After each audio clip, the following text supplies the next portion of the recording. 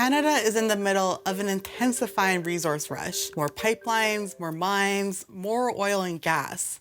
One problem for the corporate interests behind these projects? Indigenous rights often stand in their way.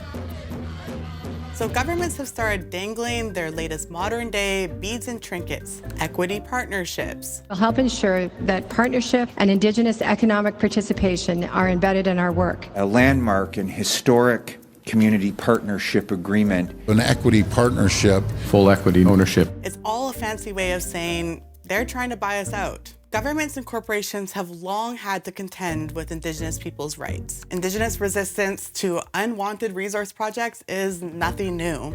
And as politicians try to push through new oil and gas developments, justifying them as a response to Donald Trump's trade war, they want to avoid high-profile blockades. But the government's response isn't to work in tandem with us on projects that could actually benefit communities like renewable energy or health infrastructure. It's to offer loans and partnerships to make First Nations co-owners or owners of unwanted projects. The federal government is doubling loans available to Indigenous groups, and provinces are announcing similar programs. It might sound good in theory.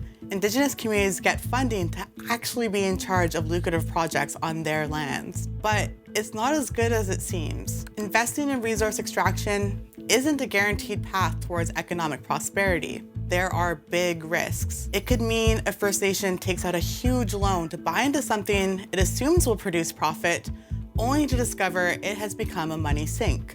When it comes to mining critical minerals like the ones in Ontario's Ring of Fire, these risks include the First Nations backing projects that are subject to super volatile commodity markets. Another steep drop for nickel prices. For example, a First Nation may invest in a nickel mine because nickel is widely used to make electric vehicle batteries, only to discover a few years later that changing inputs and increased recycling have meant that nickel is no longer required at significant quantities. And then there's investing in fossil fuels and pipelines, as climate change-driven disasters are only getting worse. Recently, Carney signed an agreement with Alberta Premier Danielle Smith that may include a new pipeline to the West Coast through Indigenous lands. Their solution to making it happen? More economic partnerships, of course. Plus, when a project is designated as in the national interest, Mark Carney's new law lets companies skip the usual processes to study its environmental impacts. Blowing past the proper safeguards could only lead to industrial accidents, like pipeline ruptures. And if the project is happening on First Nations lands, it's the local community members who will have to live with the poisoned lands and waters, not politicians in Ottawa. This is all so incredibly short-sighted. These projects will inevitably be phased out for renewables, either sooner or later.